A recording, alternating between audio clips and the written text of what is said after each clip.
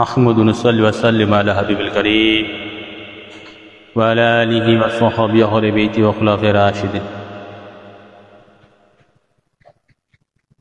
প্রিয় সুন্নি ও রাসূলুল্লাহ জনতা, যে যেখান থেকে শুনছেন, বিশেষ করে ইমানদার মুমিন মুমিনাতের প্রতি এবং সুন্নি ও রাসূলুল্লাহ জনতার প্রতি আমার সবিনয় সালাম। আসসালামু আলাইকুম ওয়া রাহমাতুল্লাহ। আজকে অনেকদিন পরে লাইভে বসা, আমরা ধারাবাহিকভাবে আলোচনা করছিলাম এশকে ইমাম দরবার শরীফ থেকে প্রকাশিত এবং লিখিত একদম ফকির বান্দায় কর্তৃক কিতাবের নাম হচ্ছে সাইয়েদনা মুহাম্মদ রাসূলুল্লাহ সাল্লাল্লাহু আলাইহি সাল্লামের প্রেমে মূল, প্রেমে কুল, প্রেম ছাড়া সব ভুল। এই কিতাবের উপরে আমরা ধারাবাহিকভাবে লাইভ করছিলাম, ধারাবাহিকভাবে আলোচনা করছিলাম।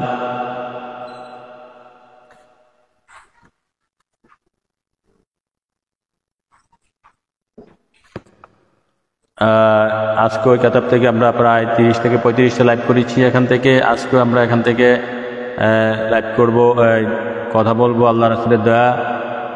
আল্লাহ রাসূলের দয়া করলে তো যে যেখানে আছেন জয়েন হয়ে যান। বিশেষ করে ইমানদার সুন্নি ও রাসূলুল্লাহ জনতা যারা আছেন যেখানে, আজকে আমাদের সংক্ষিপ্ত আলোচনা বিষয়বস্তু আমরা লিখে দিয়েছি। আমাদের সংক্ষিপ্ত আলোচনা বিষয়বস্তু হচ্ছে সাইয়েদনা সিদ্দিক আকবর রাদিয়াল্লাহু তাআলা আনহুর প্রেম উন্মাদনা। আমার নবী, আপনার নবী, কুল কানাত নবী হুজুর পুরনুর সাল্লাল্লাহু আলাইহি সাল্লামের প্রেমে সাইয়েদনা সিদ্দিক আকবরের প্রেম উন্মাদনা। সে রাসূল পাক সাল্লাল্লাহু আলাইহি সাল্লামের সাহাবীদের মধ্যে অন্যতম শ্রেষ্ঠ প্রেমিক ছিল সাইয়েদনা সিদ্দিক আকবর। আমার নবী পাক সাল্লাল্লাহু আলাইহি সাল্লামের অন্যতম শ্রেষ্ঠ প্রেমিক ছিলেন সাইয়েদনা সিদ্দিক আকবর। সে সিদ্দিক আকবরের প্রেম কীভাবে তিনি শ্রেষ্ঠ সাহাবী হয়েছিলেন আমরা হালকা একটু আলোচনা করব, বিস্তারিত নয়, কেননা এখানে অনেক সাহাবীদের প্রেম আলোচনা করা হয়েছে। তবে তিনি প্রথম, তো তিনি কিভাবে এই মাকান, বিশেষ করে যে তার প্রেমের কিছু ঘটনা আমরা নবী পাক সাল্লাল্লাহু আলাইহি সাল্লামের সাথে ঘটেছে, সেগুলো আমরা এখানে সংক্ষেপে তোলার চেষ্টা করব, বলার চেষ্টা করব। সেগুলো থেকে আমাদের শিক্ষা দীক্ষা থাকবে। আমরা যেন আমার নবী, আপনার নবী, কুল কানাত নবী হুজুর পাক সাল্লাল্লাহু আলাইহি সাল্লামের সাথে সাহাবীদেরকে থেকে শিক্ষা নিয়ে নবীজির সাথে প্রেম করতে পারি। নবীজির প্রেমে নবী পাক সাল্লাল্লাহু আলাইহি সাল্লামের প্রতি প্রেম, ভালোবাসা, আগ্রহ যাতে জাগে।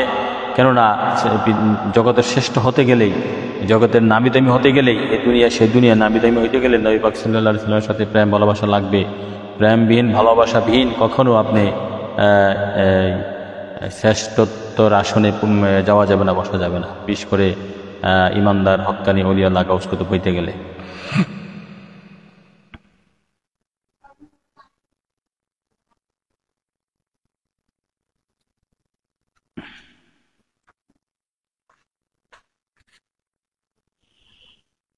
আমরা আমাদের মূল পর্বে প্রবেশ করছি। বিশেষ করে আজকের যে আলোচনা বিষয়বস্তু হচ্ছে হযরত সিদ্দিক আকবরের প্রেম ভালোবাসা। আমার নবী পাক সাল্লাল্লাহু আলাইহি সাল্লামের প্রেমে হযরত সিদ্দিক আকবর উন্মাদনা।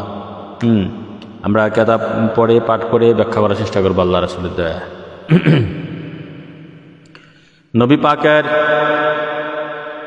সাহাবাদের পরম সৌভাগ্যের পরমত্ব যে কেমন ছিল, যারা সদা সর্বদা চির সুন্দরের অনাবিল সৌন্দর্য দর্শনে ধন্য হয়ে থাকতেন। হুজুর পাক নবীজি সাল্লাল্লাহু আলাইহি ওয়াসাল্লাম, হুজুর পাক নবীজি সাইয়েদনা মুহাম্মদ মুস্তাফা আহমদ মুজতবা সাল্লাল্লাহু আলাইহি ওয়াসাল্লামের নূরানী চেহারা মোবারক কিছুক্ষণের জন্য অদৃশ্য হলেই তারা প্রিয় নবীর এই সাময়িক বিরহে প্রেমানলে পতঙ্গবৎ দগ্ধীভূত হয়ে থাকতেন। হুজুর পাক নবীজির সাথে হযরত সিদ্দিক আকবরের জানমাল উজাড় করা উদাস ভালোবাসার অবস্থা বর্ণনা করতে গিয়ে হযরত সাইয়েদা আয়েশা সিদ্দিকা রাদিয়াল্লাহু তাআলা আনহা ফরমান, আমার শ্রদ্ধেয় আব্বাজান সারাদিন হুজুর পাক নবীজির খেদমতে পড়ে থাকতেন। এশার নামাজের পর যখন তিনি ঘরে আসতেন, নবী বিরহের এই কয়েকটি ঘন্টার সময় কাটানো তার পক্ষে অত্যন্ত কঠিন হয়ে যেত। সারাটা রাত তিনি জলহীন মৎস্যবৎ অসার হয়ে থাকতেন। জলহীন মৎস্যবৎ অসার হয়ে থাকতেন মানে কি? মানে মাছ যে আমরা বলি, মাছ পানিতে থাকতে ভালোবাসে। মাছ যখন আপনার চরে তুলে দিবেন, মাছ যখন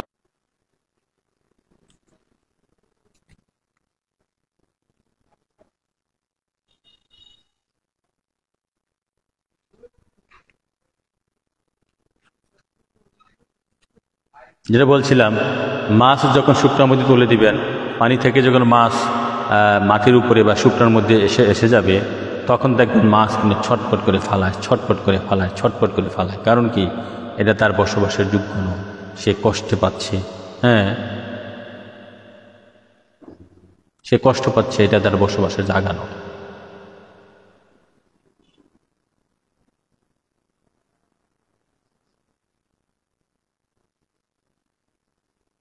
সে কষ্ট পাচ্ছে, এটা তার বসবাসের জায়গা নয়।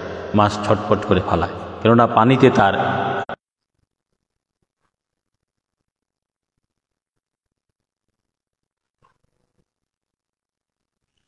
মাছ যখন পানিতে বসবাস করে, সেটাই তখন শান্তি পায়, মজা লাগে, আরাম লাগে, সেখানেই তার জীবন মরণ। মাছ যখন আবার শুকনার মধ্যে উঠে যায়, শুকনার মধ্যে ছেড়ে দিবেন, দেখুন এটা ফালাতে থাকে, ছটপট করতে থাকে, কেননা এটা এখানে তার আরাম লাগে না, ভালো লাগে না। তদ্রূপ এখানে উপমা দেওয়া হয়েছে। সাইয়েদনা সিদ্দিক আকবর সদা সর্বদা নবীর সাথে থাকতেন। মা আয়েশা সিদ্দিকা থেকে হাদিস এসেছে, যখন তিনি রাত্রে এশার নামাজ পড়ে ঘুমাতে আসতেন, তখন তিনি তো আর নবীর সাথে নাই এই অবস্থায়, মানে বাহ্যিকভাবে, যদি বাতিনিভাবে আছেন, কিন্তু বাহ্যিকভাবে নবীর সাথে না থাকার কারণে তিনি কষ্ট পাচ্ছেন, ছটপট করছেন, ওই যে মাছের মতো ছটপট করছেন, মাছের মতো।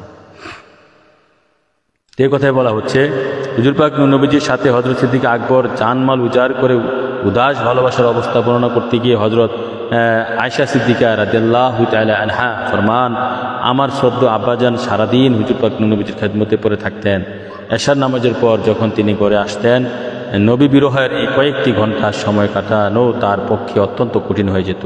সারাটি রাত তিনি জহলীন মৎস্যবৎ অসার হয়ে থাকতেন, ছটফট করতে থাকতেন। বিরহ বিচ্ছেদের প্রেমানলে দগ্ধীভূত হওয়ার কারণে তার দগ্ধ কলিজা থেকে এমনভাবে দেখুর উঠত যে বেতন।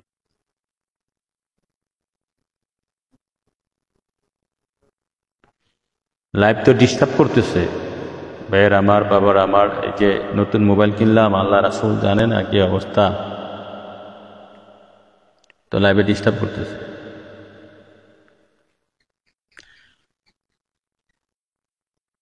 হযরত আব্দুল্লাহ ইবনে ওমর রাদিয়াল্লাহু আনহু থেকে বর্ণিত হয়, সাইয়েদনা সিদ্দিক আকবরের ওফাতের কারণ ছিল নবী বিরহ ও রাসূল হারানোর আক্ষেপ।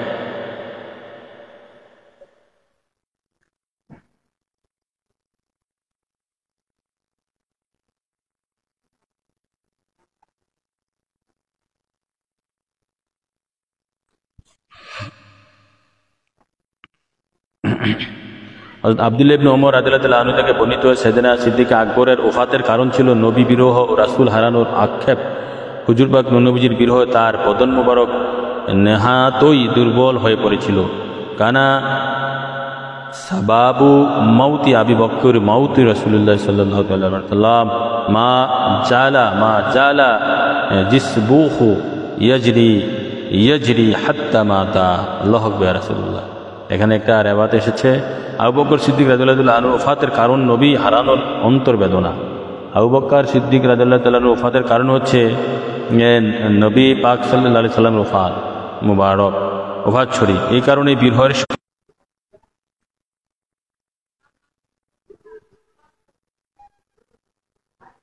তাহলে আমরা কি পাইলাম?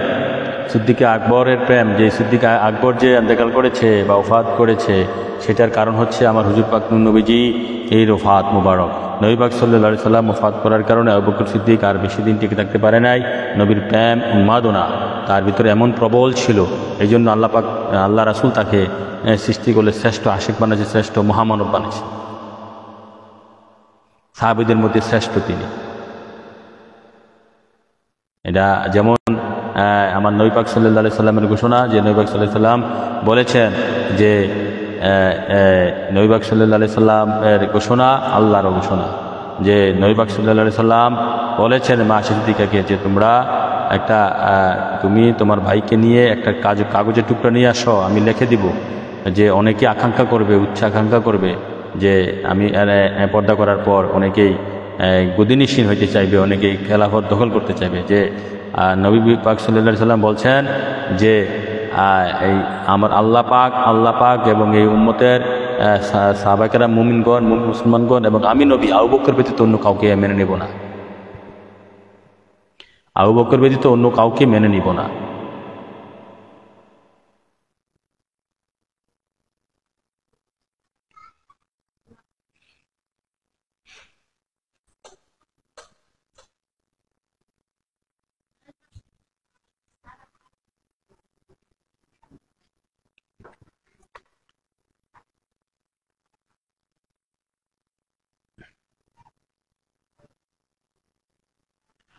তাহলে আবু বকর সিদ্দিক ওফাত করার কারণ হচ্ছে নবী পাক সাল্লাল্লাহু আলাইহি ওয়াসাল্লাম ওফাত মুবারক। এই জন্য এখানে এসেছে মুসনাদ আবু বকর পৃষ্ঠা 198-তে, কানা সাবাবু মাউতি আবু বকর সিদ্দিক মাউতি রাসূলুল্লাহ সাল্লাল্লাহু আলাইহি ওয়াসাল্লাম মা জালা জিসমুহু ইয়াজরি হাত্তা মাতা। মানে আবু বকর সিদ্দিক রাদিয়াল্লাহু আনহুর ওফাতের কারণ নবী পাক সাল্লাল্লাহু আলাইহি ওয়াসাল্লামের হারানো, নবীকে হারানোর বেদনা, অন্তর জ্বালাই হচ্ছে আবু বকর সিদ্দিকের ওফাতের কারণ। এই কারণে বিরহের শোকে মুহ্যমান হয়ে এক পর্যায়ে তার বদন মুবারক নেহায়ত দুর্বল হয়ে পড়ে অবশেষে তিনি ওফাত পেয়ে যান। মুসনাদ আবু বকর সিদ্দিক পৃষ্ঠা 198। মাস পর মাসুক যখন চলে যায় আশেকগণ পাগল হয়ে যায়, আশেকগণ আর থাকতে পারে না। সেটাই, মাসুক যখন চলে যায় আশেকগণ আর থাকে, সেটা জ্বালা নিয়ে থাকে। আবার প্রকৃত ওই আশেক সাথে সাথে কিছু কিছু আশেক আছে সাথে সাথেই মাসুকের সাথে সাথে চলে যায়।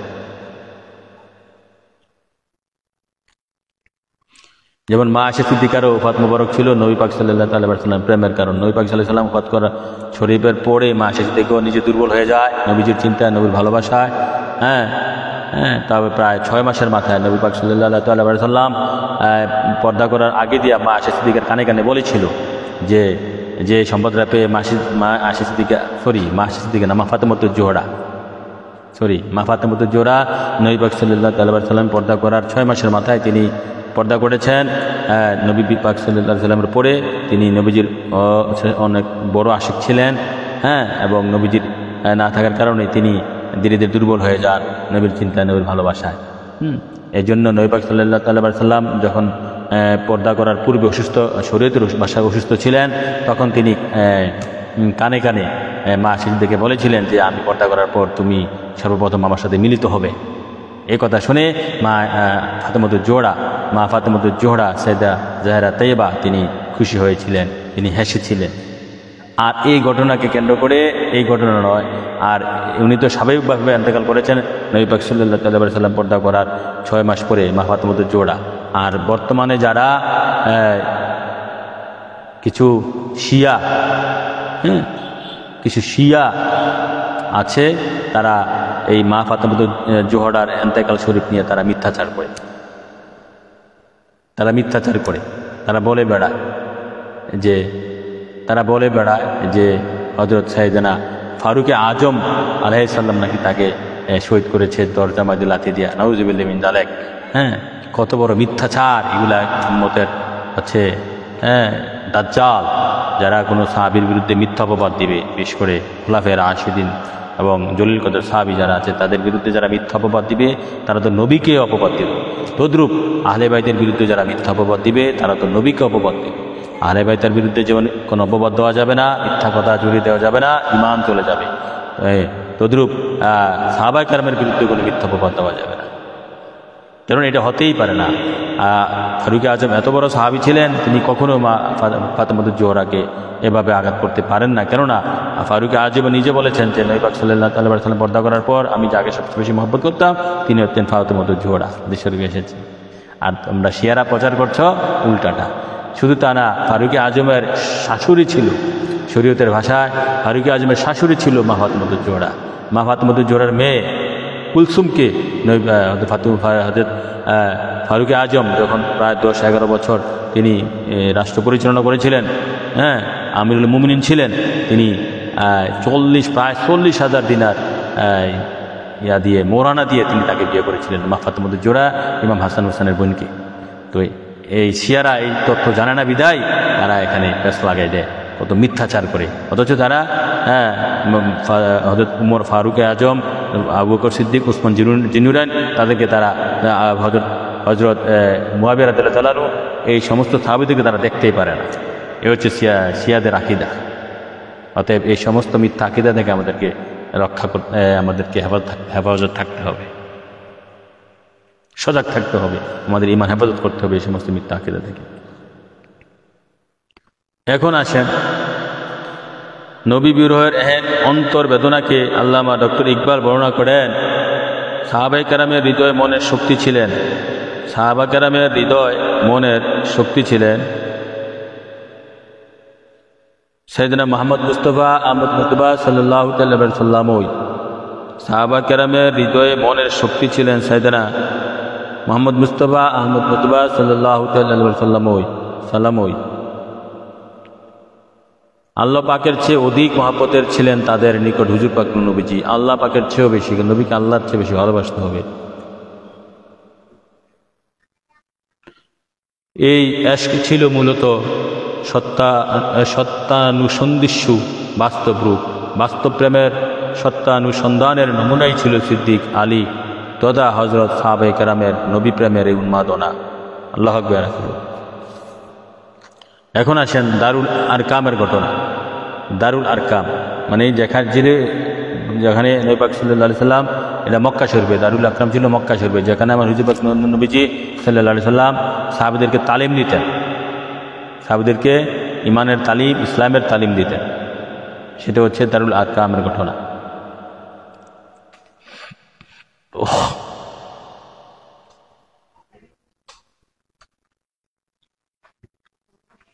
দারুল আরকামের ঘটনা। পবিত্র মক্কা নগরীতে ইসলামের সর্বপ্রথম বিদ্যাপীঠ ও প্রচার কেন্দ্র সাফা পর্বতের পাদদেশে অবস্থিত ছিল দারুল আরকাম, মানে হযরত আরকাম রাদিয়াল্লাহু তাআলার বাড়ি।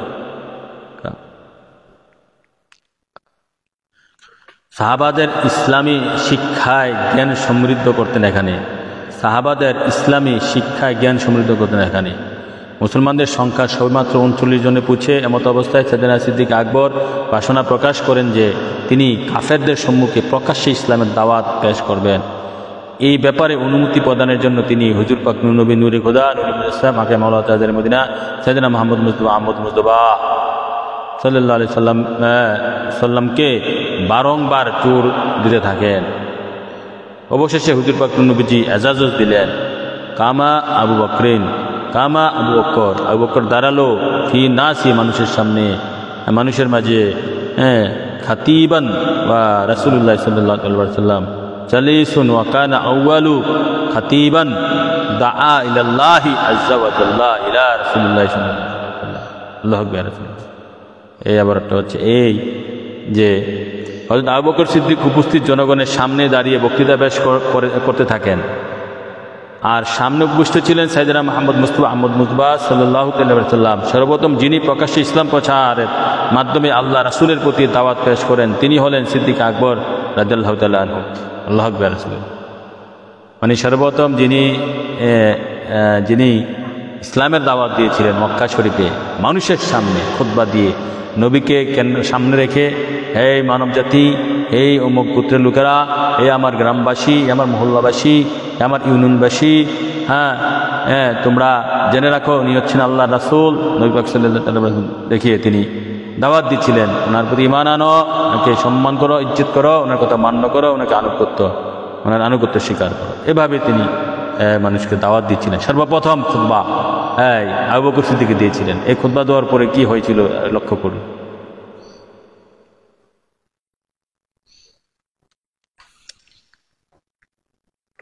তারপরে এটা হচ্ছে তারিকুল খমিস একমখণ্ড পৃষ্ঠা 294 এসেছে। তারিকুল খমিস একমখণ্ড পৃষ্ঠা 294 এসেছে। এই কারণে তাকে ইসলামের প্রথম প্রবক্তা বলা হয়, এরই ফলশ্রুতিতে কাফেররা তার উপর আক্রমণ আরম্ভ করে দেয়। মানে এই বক্তৃতা, এই খুতবা দেওয়ার কারণে, এই বক্তৃতা দেওয়ার কারণে আমার এই ইমানের তালিম, ইমানের দাওয়াত দেওয়ার কারণে আবু বকর সিদ্দিককে প্রথম প্রবক্তা, প্রথম খুতবা দাঁড়ি বলা হয় ইসলামের পক্ষে নবীর জন্য। এর ফলশ্রুতিতে কাফেররা তার উপর আক্রমণ আরম্ভ করে দেয়। দেখেন এমন একটা পরিস্থিতি, এমন একটা জমানা ছিল যে মক্কা শহর তখন, মাত্র তখন মুসলমান 39 জন হয়েছে, লুকিয়ে লুকিয়ে সব কিছু করা হইত। তখনই তিনি ইমানের দাওয়াত দিলেন। আবু বকর সিদ্দিক মানুষদেরকে ইমানের দাওয়াত দিলেন।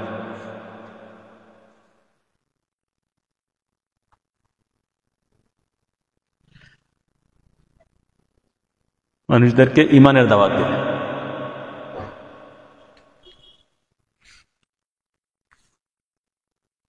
দেওয়ার পর কি হয়েছে দেখেন, কাফেররা তার উপর আক্রমণ শুরু করে দেয়।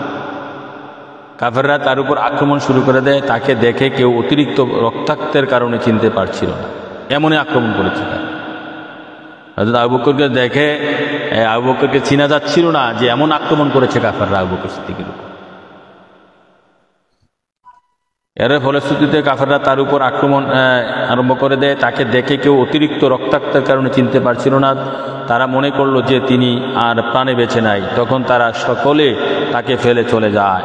এমত অবস্থায় আত্মীয় স্বজনরা চিনতে পেরে তাকে সেখান থেকে উঠিয়ে নিয়ে আসেন। পরস্পর পরামর্শ করলেন, তিনি যদি মৃত্যুবরণ করে থাকেন তবে অবশ্যই আমরা এর প্রতিশোধ নেব। তখন তো মানুষ গোত্রপ্রিয় ছিল, আরবের মক্কার নগরের লোকেরা গোত্রপ্রিয় ছিল। যদি গোত্রের একজন আক্রান্ত হয় তখন এটা প্রতিশোধ নেওয়ার জন্য তারা খুব সেনা ছিল, খুব বেটা ছিল। এ ব্যাপারে সবাই মানে একতা হয়ে যেত আর কি, এভাবে ঝগড়াঝাটি করতে এ ব্যাপারে ওস্তাদ ছিল। তার শ্রদ্ধেয় আব্বাজান আবু কুয়াফা মাতা ও গোত্রীয় লোকজন এরই প্রতীক্ষা করছিলেন যে তিনি কি বেঁচে আছেন নাকি তিনি শহীদ হয়ে গেছেন, সেটা তারা প্রত্যক্ষ করছে, অপেক্ষা করছে। দেখতে দেখতে চেতন ফিরে আসে। দেখতে দেখতে আবু বকর সিদ্দিকের চেতন ফিরে আসে। নবী প্রেম পতঙ্গ সারাদিন রসুল প্রেমের বেহুশ ছিলেন। নবী প্রেম পতঙ্গ সারাদিন রসুল প্রেমে বেহুশ ছিলেন। দিবসের শেষ প্রান্তে এসে যখন হুশ এলো এবং চোখ খুললেন, সর্বপ্রথম যে বুলিটি তার জবানে পাক দিয়ে বের হলো, তার আবু বকর সিদ্দিক মানে বেহুশ থেকে হুশ হওয়ার পর তিনি যে কথাটা বললেন, কি বলছেন আসেন মজার বিষয়। মা ফাআলা রাসূলুল্লাহ সাল্লাল্লাহু আলাইহি ওয়াসাল্লাম, মা ফাআলা। আবু বকর সিদ্দিক তার নিজের জীবনে নিরাপত্তা নাই, মায়ের খাইতে খাইতে রক্তাক্ত হয়ে গেছে, বেহুশ হয়ে গেছে, সারাদিন বেহুশ অবস্থায়। তার পাড়া প্রতিবেশী, পিতামাতা, ভাই বোনেরা, আত্মীয় স্বজন সকলেই দিকে আছে যে আমাদের এই পুত্রের আবু বকর কি বলতেছে যে আবু বকর সিদ্দিক মায়ের খেয়ে রক্তে রক্তাক্ত হয়ে গেল। আবু বকর সিদ্দিক মায়ের খেয়ে রক্তে রক্তাক্ত হয়ে গেল, সারাদিন বেহুশ। আবু বকর সিদ্দিকের গোত্রের লোকেরা এবং আবু বকর সিদ্দিক এর পিতা মাতা, ভাই বেরাদর যারা আছে, আত্মীয় স্বজন সবাই অপেক্ষা আছে যে যদি আবু বকর সিদ্দিক মারা যায় তাহলে আমরা এর প্রতিশোধ নিই। আর আবু বকর সিদ্দিক তো অচেতন অবস্থায়, বেহুশ অবস্থায়, রক্তাক্ত অবস্থায়।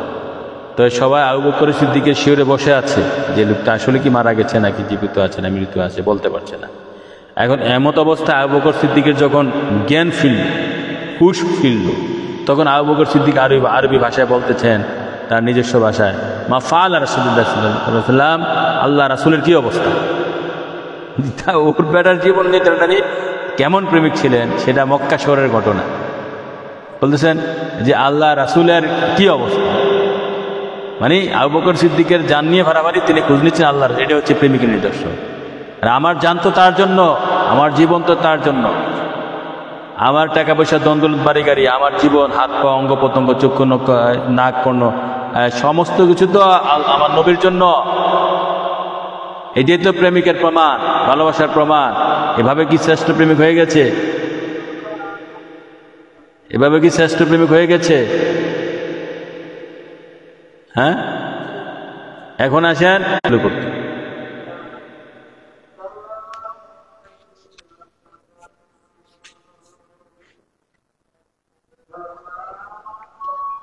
আল্লাহ রাসূলের কি অবস্থা, স্বজনরা অসন্তুষ্ট হয়ে চলে গেল। আবু বকর সিদ্দিক যখন তার জবান দিয়ে আমার নবীর খোঁজ খবর সর্বপ্রথম হুশ ফেরার পর এই কথা জিজ্ঞাসা করলেন, আমার নবীর কি অবস্থা, তখন আবু বকর সিদ্দিকের এই কথা শুনে তার স্বজনরা অসন্তুষ্ট হয়ে চলে গেলেন। যারা প্রতিশোধ নিতে নেওয়ার জন্য এসে বসেছেন তার শিওরে, এখন তারা বলতে স্যার আমরা কান্দি কার জন্য, সে কান্দে কার জন্য। বিষয়টা এমন না, আমরা কান্নাকাটি করছি কার জন্য, সে কাঁদে কার জন্য। তাদের মনে কথা ছিল আমরা তো এর চিন্তা বিভোর, আর তিনি কিনা অন্যের ভাবনায় মত্ত।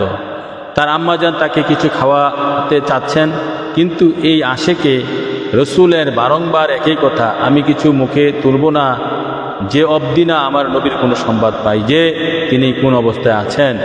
প্রাণাদিক পুত্রের নবী প্রেমের এই আতিশয্য দেখে স্নেহময়ী মাতা বললেন, প্রাণাদিক পুত্রের নবী প্রেমের এই আতিশয্য দেখে স্নেহময়ী মাতা বললেন, আল্লাহি আল্লাহি আল্লাহ মালি ইলমুন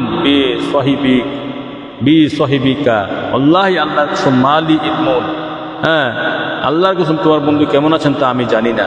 মালি ইলমু বি সহিবিকা, তোমার সাথী, তোমার নবী, হ্যাঁ তোমার রাসূল, হ্যাঁ তোমার প্রেমাস্পদ, তোমার মাসুক কেমন আছেন আমি জানি না। কে বললো? আবু বকর সিদ্দিকের মা বল।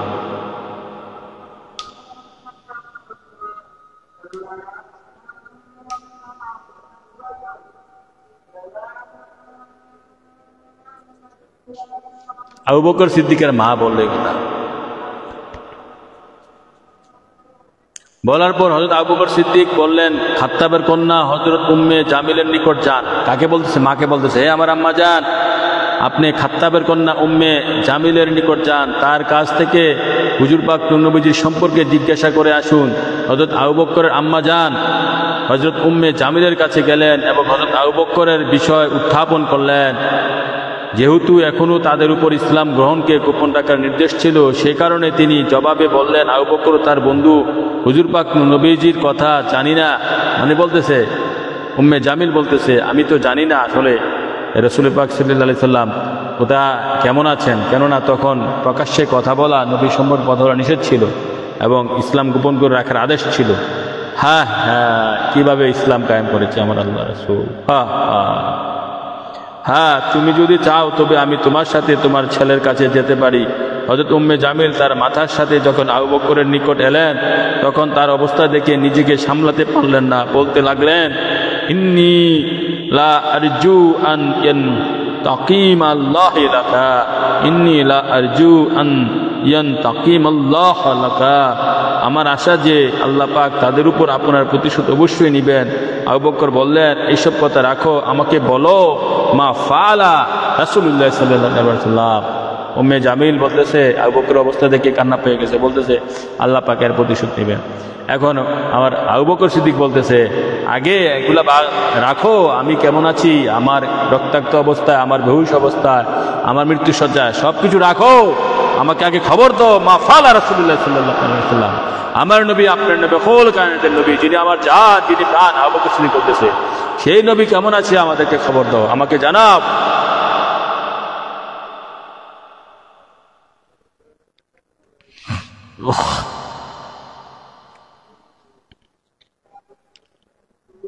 আল্লাহ রাসূল কোথায় আছেন? তিনি বললেন, আপনার মাথা শুনছেন। হযরত আবু বকর বললেন, ভয় করো না, বলো। তিনি বললেন, হুয়া সালামুন সলিহ ওয়া সালামুন সলিহ, অর্থ তিনি নিরাপদ ও সুস্থ আছেন। আল্লাহ রাসূল নিরাপদ ও সুস্থ আছেন। এই কথা শুনে হযরত আবু বকর সিদ্দিক বললেন, ফা ইন্না লিল্লাহি তাবারাকা ওয়া তাআলা আলাইয়া ইলাহি আন লা তুকাত আমান ওয়া শারাবান আও আতি রাসূলুল্লাহ সাল্লাল্লাহু আলাইহি ওয়াসাল্লাম। আবু বকর সিদ্দিক এই কথা শোনার পর বলতেছেন, আল্লাহ, মহান আল্লাহর কসম, না আমি কিছু খাবো না পান করবো যতক্ষণ না আমি আল্লাহ রসুলকে কুশল অবস্থায় দেখব, মানে ভালো অবস্থায় দেখব। আমি আবু বকর সিদ্দিক এখন বলতেছে যে আল্লাহ রাসূলকে না দেখা পর্যন্ত, আল্লাহ রাসূল কেমন আছে না জানা পর্যন্ত, আমি সরাসরি না দেখা পর্যন্ত, কুশল বিনিময় না করা পর্যন্ত আমি কিছু খাবো না, আমি কিছু ভক্ষণও করব না, কিছু পান করব না। আল্লাহু আকবার। ইয়া রাসূল, নবী প্রেম সিন্ধুতে নিমজ্জিত এই প্রেমিককে ধরাধরি করে কোনোভাবে দারুল আরকামে নিয়ে আসা হলো। হুজুর পাক নবীজি যখন এই পাগলপাড়াকে নিজের দিকে আসতে দেখেন, আল্লাহু আকবার, হুজুর পাক নবীজি যখন এই পাগলপাড়াকে নিজের দিকে আসতে দেখেন, ফা আকাব্বা আলাহি কাব্বালাহু ওয়া আকাব্বা আলাহি ইল মুসলিমুনা ওয়া রাক্কা রাসূলুল্লাহি রিক্কাতান শাদীদা। সাথে সাথে বেকুল প্রেমিকের প্রতি অগ্রসর হয়ে তাকে চুমু চুমু ভরে দিলেন। উপস্থিত সকলে তার প্রতি অগ্রসর হলেন। আল্লাহু আকবার। আবু বকর সিদ্দিককে যখন নবীজি আবু বকর সিদ্দিক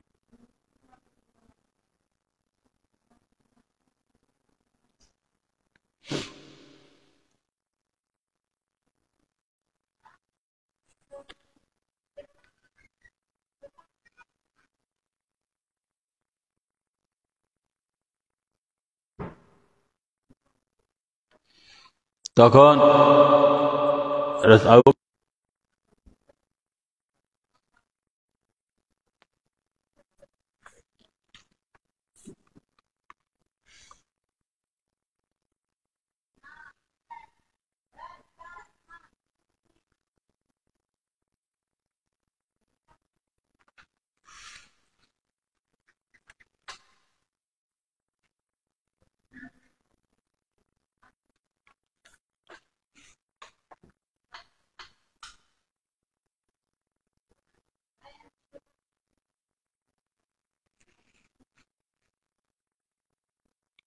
কথা বলতে গেলে তো ডিস্টার্ব করে, কিভাবে কথা বলবো? আল্লাহ রাসূল যদি দয়া করে।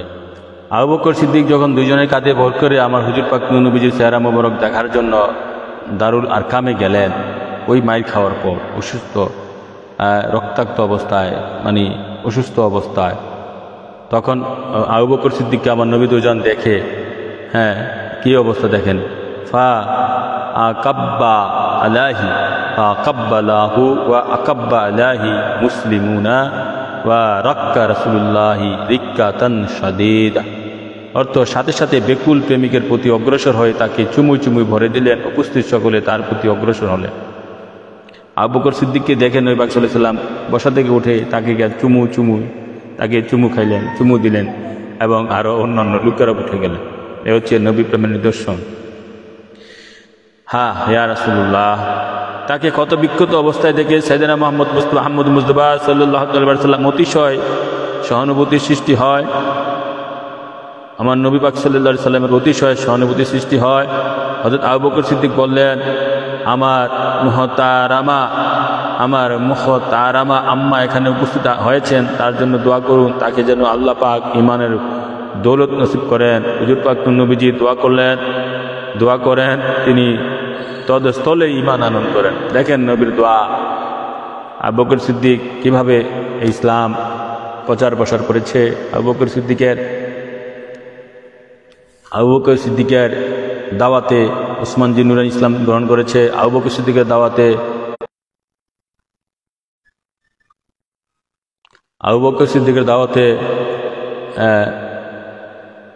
সাদ ইবনে আবি ওয়াক্কাস, তারপরে কুরাইশ, তারপরে আব্দুর রহমান ইবনে আউফ, এই কুরাইশ নেতৃবৃন্দরা যারা যে কয়েকজনে করেছে, আবু বকর সিদ্দিকের দাওয়াতেই করেছে। আল্লাহ জাযাকাল্লাহু খাইরান। আল্লাহ রাসূল তাকে প্রতিদান দিয়েছে, আরও দিবে।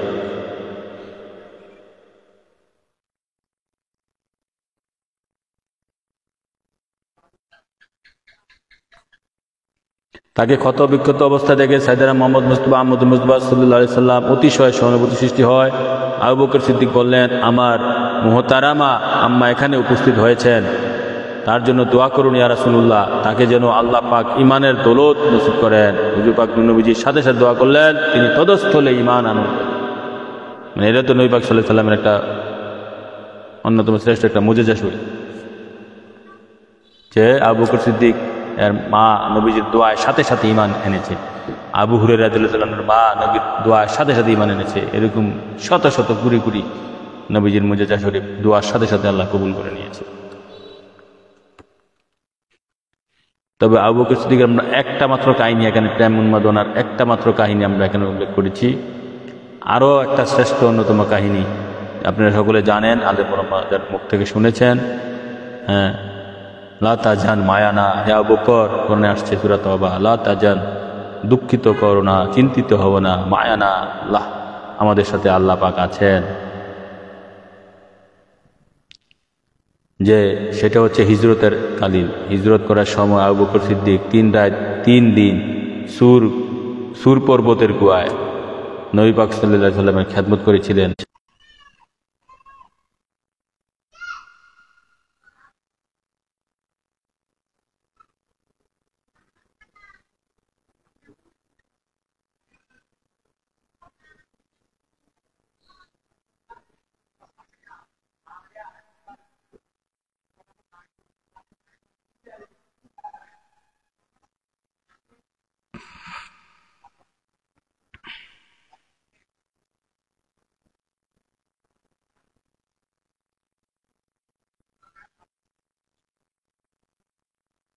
আর একটা ঘটনা বলতেছিলাম, বলতে তো দিচ্ছে না, মোবাইলে তো ডিস্টার্ব করছে, লাইভে ডিস্টার্ব করতেছে আল্লাহ রাসূলের দয়া। তো আর আবু বকর সিদ্দিকের আরেকটা ঘটনা বলে আমরা শেষ করে দেবো আজকের লাইভ।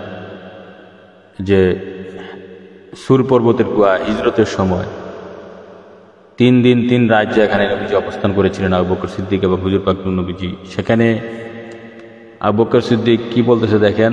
নবী পাক সাল্লাল্লাহু আলাইহি সাল্লামকে নিয়ে আবু বকর উত্তেজিত,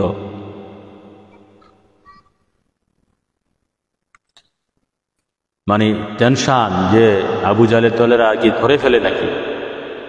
যখন সুর পর্বতের নিকটে উপস্থিত মানে দুজনে বর্তমান হলেন, অবস্থান করলেন, তখন আবু বকর সিদ্দিক আবার নবী পাক সাল্লাল্লাহু আলাইহি সাল্লামকে বলতেছে, ইয়া রাসূলুল্লাহ, আপনি আগে প্রবেশ করবেন না এই পর্বতের এই পুরাতন গুহার মধ্যে, গর্তের মধ্যে, আমাকে আগে প্রবেশ করতে দেন, যদি কোনো ক্ষতি হয় আমার হোক, আপনার যাতে না হয়। ইয়া রাসূলুল্লাহ, যদি কোনো ক্ষতি হয় আমার হোক, আপনার যাতে না হয়। হ্যাঁ, আল্লাহ রাসূলের প্রেম। তারপরে আবু বকর সিদ্দিক নবীকে প্রবেশ করতে দেনই আগে, না আগে আবু বকর সিদ্দিক প্রবেশ করছে। ইয়া রাসূলুল্লাহ, আগে আমাকে প্রবেশ করতে দেন, যদি এটার মধ্যে কোনো কিছু থাকে তা আমার যাতে ক্ষতি হয়, আপনার যাতে না হয়। আবু বকর সিদ্দিক নবীকে প্রবেশ করতে দেনই আগে আবু বকর সিদ্দিক প্রবেশ করেছে। প্রবেশ করার পর জায়গাটা পরিষ্কার করেছে, যতটুকু সম্ভব পরিষ্কার করেছে, এবং নিজের জামা দেহের নিজের পোশাক দিয়ে এটার মধ্যে যত গর্ত ছিল সব গর্তগুলো সে গর্তের মুখগুলা বন্ধ করে দিয়েছে। গাছের পাতা দিয়ে নিজের জামা, অনেক ক্রেয়াতে আসছে, নিজের জামা ছিঁড়ে গর্ত কার জন্য? নবীর নিরাপত্তার জন্য, নবীর শান্তির জন্য, নবীকে আরাম দেওয়ার জন্য, নবীর সন্তুষ্টির জন্য, নবীর ভালোবাসার জন্য এগুলা করেছে। রাসূল পাকের ভালোবাসার জন্য এগুলো করেছে। অবশেষে যখন প্রবেশ করলেন আবু বকর সিদ্দিক বলতে, ইয়া রাসূলুল্লাহ, এবার আপনি প্রবেশ করতে পারেন, আমাকে প্রবেশ করেন, আপনি প্রবেশ করতে পারেন, আমি আগে প্রবেশ করে সব পরিষ্কার করে দিয়ে আসছি। আবার নবী পাক সাল্লাল্লাহু আলাইহি সাল্লাম প্রবেশ করলেন। প্রবেশ করে তো নবী পাক 3 রাত 3 দিন কীভাবে কাটিয়েছেন, এই যে আবু বকর সিদ্দিককে আল্লাহ রাসূল যা দান করেছে, এই সুর পর্বতের প্রেম ভালোবাসায়, নবীর খেদমতে 7 আসমান 7 জমিন একদিকে, মানে সমস্ত সৃষ্টিকুলের সমস্ত উম্মতের সব একদিকে, আবার নবী পাক সাল্লাল্লাহু আলাইহি সাল্লাম এই 3 দিন সেবা করা, 3 রাত সেবা করা, নবীর সাথে থাকা, এই আরেক দিকে এক পাল্লায় রাখলে, সারা জাহানের সমস্ত উম্মতের সব এক পাল্লায় রাখলে, আবু বকর সিদ্দিকের এই যে সুর পর্বতে 3 দিনের নবীর গোলামি, এক পাকায় নবীর প্রেম ভালোবাসা এক জায়গায় রাখলে, আবু বকর সিদ্দিক এটা ভারী হবে। শুধু ভারী হবে না, আরো অনেক বড় হবে। আবু বকর সিদ্দিক তারপরে তো আপনারা বিশাল একটা কাহিনী, অসীম সীমাহীন একটা কাহিনী জানেন। আবু বকর সিদ্দিককে নবীজি মনোনীত করেছিলেন এই যে হিজরতের সঙ্গী হিসাবে।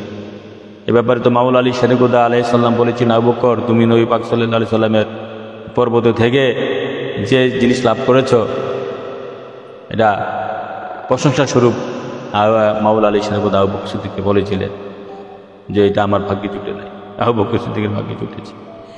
আবু বকর সিদ্দিক কি করলেন? তারপরে সমস্ত গুহার মধ্যে যত গর্ত আছে সবগুলোর মুখ বন্ধ করে দিলেন, একটা মুখ বন্ধ করেন নাই, সেটা তো অনেকে সবাই জানেন।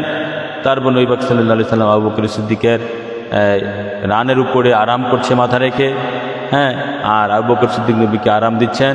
আর ওই যে গুহাটার যে গর্তের মুখটা খোলা ছিল, সেটার মধ্যে আবু বকর সিদ্দিকের পায়ের আঙ্গুল দিয়ে সেটাকে বন্ধ করে রেখেছেন, যাতে এটার ভিতরে যদি কোনো কিছু থাকে, এটার ভিতরে যদি কোনো কিছু থাকে তাহলে এটা আমাকে ক্ষতি করুক, আমার নবীকে যেন ক্ষতি করুক না করে। সত্যি এটার মধ্যে যে সাপ ছিল, এটার মধ্যে যে সাপ লুকায়িত অবস্থায় ছিল, সেই সাপে তো আবু বকর সিদ্দিকের পায়ের মধ্যে ছোবল মারতেছে, দংশন করতেছে। আবু বকর সিদ্দিক তো পা উঠাচ্ছে না, নবীকে বলছে না, ইয়া রাসূলুল্লাহ, আপনি কি ওঠেন, ইয়া রাসূলুল্লাহ, কি আদব, কি মহাব্বত, কি ভালোবাসা। নবীকে বলছে না, ইয়া রাসূলুল্লাহ, আমার সাপে দংশন করেছে। নবী পাক সাল্লাল্লাহু আলাইহি সাল্লাম কি বাতেনে দেখতেছেন না? অবশ্যই দেখতেছেন। নবী কি জানতেছেন না? অবশ্যই জানতেছেন। তিনি কুল কায়নাত সব কিছু দেখতেছেন হাতের তালুর মধ্যে মতো। তিনি গায়েবের খবর দাতা, তিনি গায়েবের গায়েব, তিনি হাজের নাজের, তিনি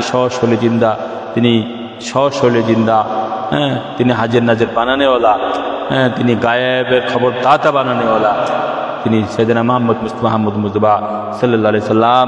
সব দেখো না দেখার ভান করে আছেন শরীয়তে, আবু বকর সিদ্দিককে সাপে দংশন করতেছে। হ্যাঁ হ্যাঁ, তো তারপরে নবী পাক সাল্লাল্লাহু আলাইহি সাল্লামকে বলতেছে না, ইয়া রাসূলুল্লাহ আমার কষ্ট হইতেছে, ইয়া রাসূলুল্লাহ আমাকে সাপে নাকি যে বিচ্ছু নাকি আমাকে দংশন করতেছে, এগুলা বলতেছে না। তার চোখে প্রেমের উন্মাদনায়, প্রেম ভালোবাসায় কাতর মাসুকের প্রেম জ্বালায় তিনি চোখের পানি তার চোখ দিয়ে পড়ছে। নবী পাক সাল্লাল্লাহু আলাইহি সাল্লাম শরীয়তে তখন, আবু বকর সিদ্দিক তোমার কি হয়েছে, কাঁদতেছে কেন? তিনি চোখের পানি পড়ে নবীজি সাজা করলেন শরীয়তের ভাষায়। হ্যাঁ, নবী তো কখনো ঘুমান নাই, নবী তো কখনো ঘুমান নাই। রদম ফকির বান্দায় রাসূল এসকি মেনন গবেষণায়, কেননা ঘুম যে ধাতু দিয়ে সৃষ্টি, ঘুম হচ্ছে আগুন ফানি মাটি বাতাসের তৈরি বডির জন্য।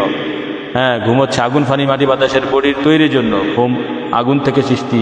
আমার নবী পাক, আমার নবী, আপনার নবী, ফুল খানেতের নবী, নূরে খোদা, নূরে মুজাসসাম, আঁখে মাওলা তাজেন মদিনা, সাইয়েদনা মুহাম্মদ মুস্তাফা। ঘুম নাই নবী পাক সাল্লাল্লাহু আলাইহি সাল্লাম দেহের মধ্যে, কেননা তার দেহের মধ্যে আগুন নাই। তিনি নূর আলা নূর, সাইয়্যিদুল মুরসালিন, খাতামুন নবীন, তিনি আল্লাহর জাতি নূর। তিনি খালকি নূর নয়, তিনি সিফাতি নূর নয়, তিনি আল্লাহর জাতি নূর। তো নবী পাক সাল্লাল্লাহু আলাইহি সাল্লাম চোখ বন্ধ করে রেখেছেন সাহাবাদেরকে শিক্ষা দেওয়ার জন্য, ঘুম শিক্ষা দেওয়ার জন্য, কিভাবে ঘুমাতে হবে। তিনি ঘুমান নাই, তিনি ঘুমাতে পারেন না, কেননা ঘুম আগুন থেকে তৈরি, নবীর দেহের মধ্যে আগুন নাই। হ্যাঁ, নবীর দেহ মোবারক আল্লাহর জাতি নূর। আগুন যদি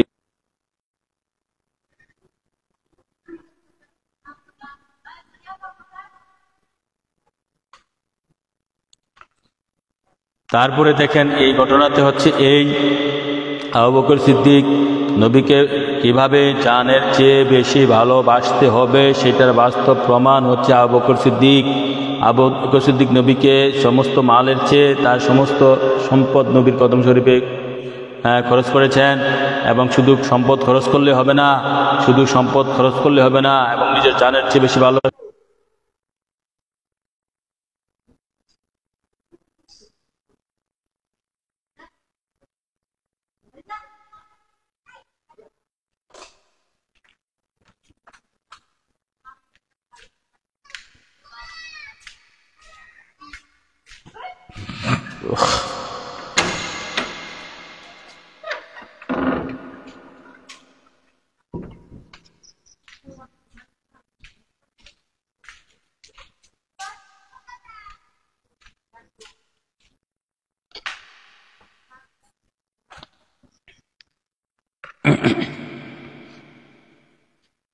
আমার নবী, আপনার নবী, কুল কানাতুন নবী, সাইয়্যিদুল মুরসালিন, খাতামান নবীন, সাইয়্যিদুল আলামিন, সরওয়ারে কায়নাত, হাদিয়ে কাউকাইন, হাদিয়ে সাকালাইন, হুজুর পাক নবী সাল্লাল্লাহু আলাইহি সাল্লামকে জান ও মালের চেয়ে কীভাবে ভালোবাসতে হবে সেটার প্রকৃত উদাহরণ হচ্ছে আবু বকর সিদ্দিক। আবু বকর সিদ্দিক তো নবীকে সমস্ত সম্পদ নবীজির কদম শরীফে খরচ করেছেন। এটা তো নবী পাক সাল্লাল্লাহু আলাইহি সাল্লাম পর্দা করার পূর্বে যে খুতবাটা দিয়েছিলেন মসজিদে নববীর মধ্যে, তখন তিনি আবু বকর সিদ্দিকের সম্পদের প্রশংসা করে বলেছেন, আবু বকর সিদ্দিক, তোমার সম্পদ আমি নবীর যে উপকার লেগেছে, উপকার করেছি, আর অন্য কারো সম্পদ এই উপকার করে নাই, এই অন্য কারো সম্পদ আমি এমন উপকৃত হয় নাই। আবু বকর সিদ্দিক, আমি তোমাকে এই দুনিয়াতে আমি কোনো প্রতিদান দিয়ে দেব না, তোমার প্রতিদান আল্লাহ পাক হাশরের মাঠে দিবে। আল্লাহ পাক আবু বকর সিদ্দিকের প্রতিদান হাশরের মাঠে দিবেন। এই দুনিয়াতে নবীজি আবু বকর সিদ্দিক সবার প্রতিদান নবীজি দিয়ে গেছেন, হাশরের মাঠে তিনি আবু বকর সিদ্দিকের প্রতিদান দিবেন। আবু বকর সিদ্দিক তখন কাঁদতে কাঁদতে বলতেছে, ইয়া রাসূলুল্লাহ, আনা ওয়া মালি ইল্লা লাকা, আনা ওয়া মালি ইল্লা লাকা। ওয়াহাবীদের বাচ্চাদের কথা ব্যাখ্যা তো এটা শিরক। আনা ওয়া মালি ইল্লা লাকা, হ্যাঁ, এটার অর্থ হচ্ছে না, আবু বকর সিদ্দিক বলতেছে, ইয়া রাসূলুল্লাহ, আমি তো আমার সমস্ত সম্পদ, আনা মালি, আমি এবং আমার সমস্ত মাল তো আপনি নবীর কদম শরীফে, আপনি নবী ছাড়া অন্য কারোর জন্য নয়। আমরা তো বলি আমাদের জীবন আল্লাহ ছাড়া কারোর জন্য নয়, আমরা বলি আমাদের সম্পদ আল্লাহ ছাড়া কারোর জন্য নয়। এখানে আবু বকর সিদ্দিক নবীর শ্রেষ্ঠ সাহাবী, নবীর শ্রেষ্ঠ আশেক হয়ে বলতেছে, ইয়া রাসূলুল্লাহ, আনা ওয়া মালি ইল্লা লাকা, আমি আবু বকর এবং আমার সম্পদ, আমার জান মাল, টাকা পয়সা, বাড়ি গাড়ি এবং আমার নিজস্ব জান আপনি নবী ছাড়া কারোর জন্য নয়। এই দুনিয়ার যত আলেম ওলামা সাহেব, এখানে কি শিরক হয় নাই? এখানে কি শিরক হয় নাই? তোমরা তিরমিজি শরীফে, ইবনে মাজাতে পাবা হাদিসটা, দেখি সেরেক হয় নাই তোমাদের ভাষায়? নবীর সাথে প্রেম করতে গেলে তোমাদের ভাষায় সেরেক করতে হবে। আসলে এটা তো সেরেক না, এটা হচ্ছে প্রেম, এটা হচ্ছে মহাপ্রেম, এটা হচ্ছে অধরা প্রেম, এটা হচ্ছে আল্লাহ রসুলের প্রেম, যা আবু বকর সিদ্দিকের প্রেম।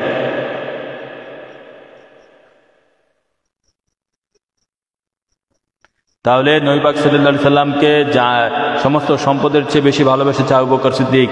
এখন জানের চেয়ে যে বেশি ভালোবাসলো আবু বকর সিদ্দিক, সেটার প্রমাণ এই সুর পর্বত, হিজরতের সময় সুর পর্বতের গুহার মধ্যে 3 রাত 3 দিন থাকা। এই যে আবু বকর সিদ্দিক নবীকে জানের চেয়ে ভালোবাসার প্রমাণটা দেখা দিয়েছে, যে আবু বকর সিদ্দিককে সাপে বিষাক্ত সাপ দংশন করছে, আবু বকর সিদ্দিককে বিষাক্ত সাপে দংশন করছে, এবং আবু বকর সিদ্দিক তা জানার পরেও বলতেছে না, ইয়া রাসূলুল্লাহ আপনি একটু, আমি পাবটা একটু সরাই, আপনি একটু বসেন, আপনি একটু ওঠেন, ইয়া রাসূলুল্লাহ আমাকে বাঁচান, সাপে দংশন করতেছে, ইয়া রাসূলুল্লাহ আমাকে বাঁচান, সাপে দংশন করতেছে। আবু বকর সব জেনে শুনে নিজের জান, নিজের দেহ, নিজের পা, নিজের বডি, নিজের জান, নিজের রুহু, নিজের সমস্ত কিছু তিনি সাপের মুখে, বিষাক্ত মুখে, ধ্বংসের মুখে, সাপের মুখে তিনি জান বিলীন করে দিয়েছেন। তবে নবীর ভালোবাসাকে উপরে রেখেছেন। সাপের মুখে আবু বকর সিদ্দিকের জান তুলে দিয়েছেন। এই সাপ, তুমি আমার আবু বকরের 1টা জান, 2টা জান, 1000 জান তুমি নিয়ে যাও, তবু আমি আমার নবী জাহানের ভালোবাসা বিসর্জন দিতে পারবো না। নবীকে বলতে পারবো না, ইয়া রাসূলুল্লাহ আপনি একটু ওঠেন, আমাকে সাপে কাটতেছে, ইয়া রাসূলুল্লাহ আপনি আমাকে একটু বাঁচান, ইয়া রাসূলুল্লাহ আপনি আমাকে বাঁচান, সাপে কাটতেছে আমাকে, ইয়া রাসূলুল্লাহ একটু ওঠেন, আমাকে সাপে কাটতেছে। আবু বকর সিদ্দিক বলতেছে, ইয়া রাসূলুল্লাহ সারা দুনিয়ার মানুষ শুনে রাখো, আমি আবু বকর সিদ্দিক জানের চেয়ে বেশি ভালোবাসার উদাহরণ, প্রমাণ আমি জমিনের মধ্যে রেখে এসেছি, সেটা হচ্ছে সুর পর্বতের গুহায়।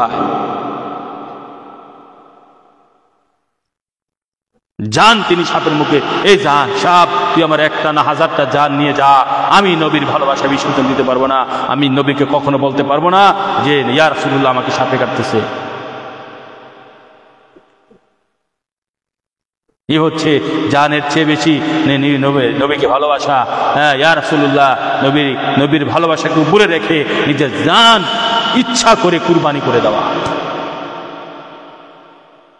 নিজের জান ইচ্ছা করে কুরবানি করে দেওয়া।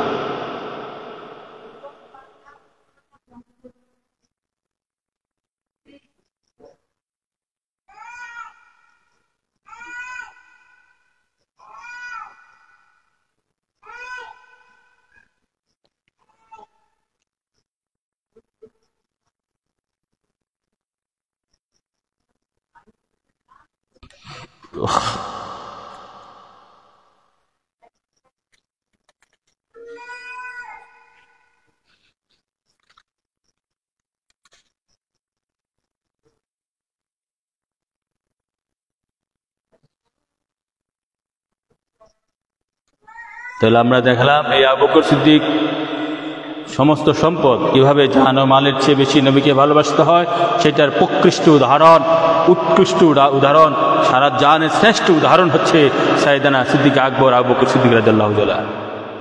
সিদ্দিক আকবরকে জানতে হবে, মানতে হবে। সিদ্দিক আকবরের প্রেম ভালোবাসা নবীর সাথে কীভাবে প্রেম করেছে সেটা যদি জানেন, মানেন, তাহলে আপনি আপনার নবীর সাথে প্রেম করতে পারবেন, হক্কানি মুশরিকদের সাথে প্রেম করতে পারবেন। সেটা থেকে আমাদের শিখতে হবে, জানতে হবে, বুঝতে হবে।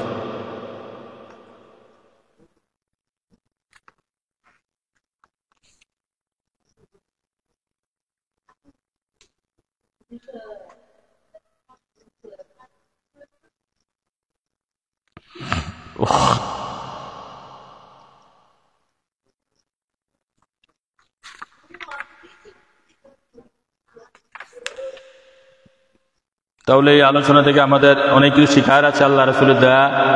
তো যে 2টা ঘটনা বললাম, একটু আর দারুল আরকামের ঘটনা, আবু বকর সিদ্দিক কীভাবে নবীর সাথে প্রেম করেছে, তারপরে হিজরতের সময় সুর পর্বতের গুহা যে প্রেমের ঘটনা হয়েছে সেটা ব্যাখ্যা করার চেষ্টা করলাম। একদম প্রকৃত আল্লাহ রাসূল যতটুকু জ্ঞান দিয়েছেন।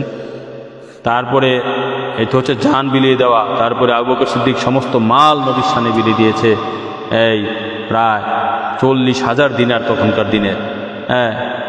7জন 8জন দাস যারা ইসলাম গ্রহণ করেছে তাদেরকে তিনি এই কাফের মুনাফিকদের কাছ থেকে, কাফেরদের মুশরিকদের কাছ থেকে কিনে কিনে তিনি মুক্ত করে দিয়েছেন আল্লাহ নবীর নামে। আল্লাহ আকবার রাসূল। হ্যাঁ,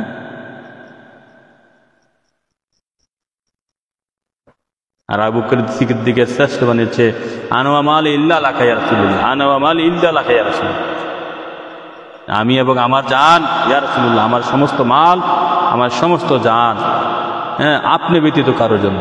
এটা হচ্ছে প্রতিটা মুমিনের প্রথম বাণী থাকা দরকার। এটা আমাদের তালিম নেওয়া দরকার আবু বকর সিদ্দিকের প্রেম ভালোবাসা থেকে।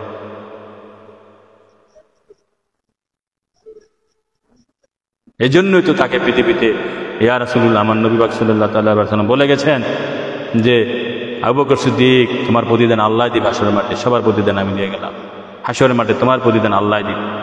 আল্লাহু আকবার রাসূল, কি ভালোবাসা!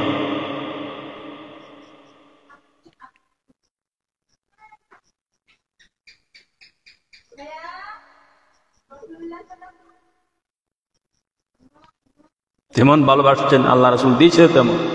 আল্লাহু আকবার ইয়া রাসূল, জগতের শ্রেষ্ঠ নেককার বানিয়ে দিয়েছেন এই সুর পর্বতের ভালোবাসায়, সুর পর্বতের গোলামি।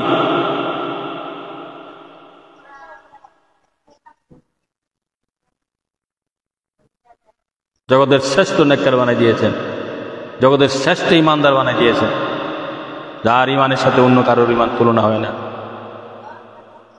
যার ইমানের সাথে অন্য কারো ইমানের তুলনা হয় না, জগতের শ্রেষ্ঠ। হ্যাঁ, হযরত ফারুক আজমের সবগুলো হচ্ছে আকাশের তারকার সমতুল্য।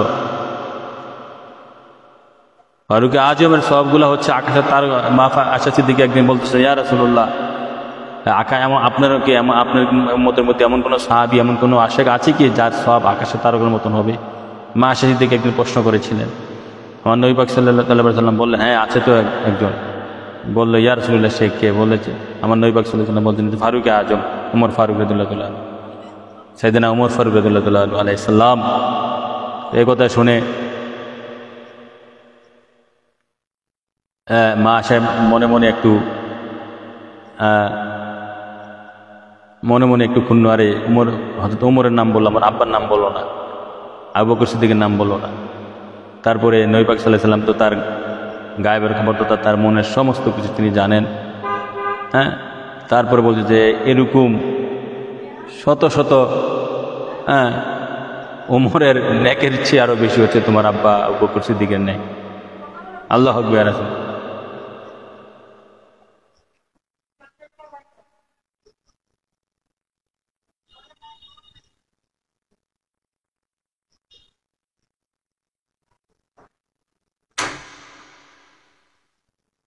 তুহিনে তো আমাদের সাথে শরীক হয়েছে, এতক্ষণে দেখলাম। তুহিন তো বিদেশ কি গিয়ে পুছেছে না কি অবস্থা তো জানাই নাই, আমি কমেন্ট করেছিলাম, জানাইছি কিনা দেখিনি। তুহিন আহমেদ কি অবস্থা আছে একটু জানালে ভালো হতো। নতুন মোবাইল দিয়ে লাইভ করছি, মোবাইলটা ডিস্টার্ব করছে, সেটা যেভাবে মোবাইলটা রেখেছি কানেক্ট পাচ্ছে না।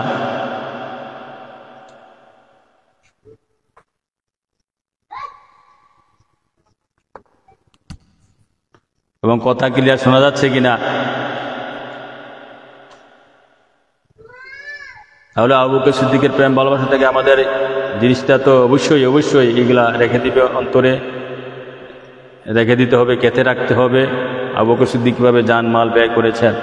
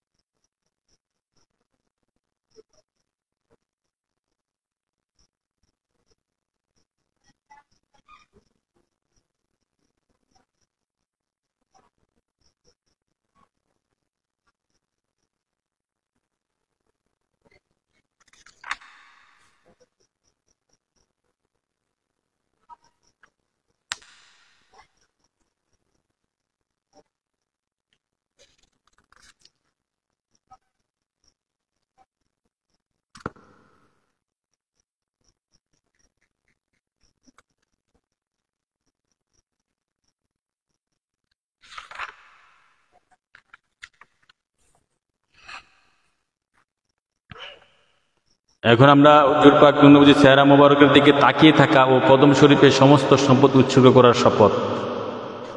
আরেকজন সাহাবীদের, আমরা সাহাবীদের প্রেমের কাহিনী আলোচনা করছি নবীর সাথে। সর্বপ্রথম শ্রেষ্ঠ প্রেমিক হচ্ছে আবু বকর সিদ্দিক, সেদিনা সিদ্দিক আকবর, আবু বকর সিদ্দিক, সেটা আমরা আলোচনা করেছি সংক্ষেপে। অনেক ঘটনা আছে আবু বকর সিদ্দিকের। হ্যাঁ,